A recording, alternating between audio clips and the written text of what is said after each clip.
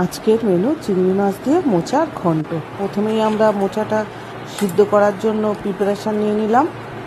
অল্প গরম জল করে নুন হলুদ দিয়ে মোচাটাকে সিদ্ধ করে নিলাম।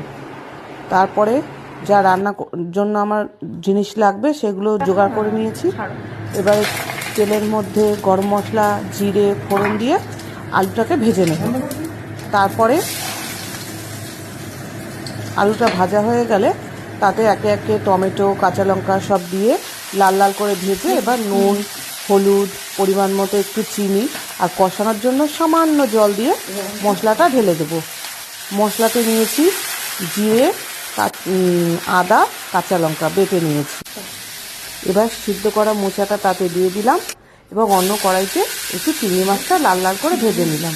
তারপর সব একসাথে দিয়ে খুন্তি দিয়ে নাড়াচাড়া করে গরম মশলা এবং ঘি পরিমাণ মতো দিয়ে পরিবেশন করব চিংড়ি মাছ দিয়ে মোচা ঘন্ট।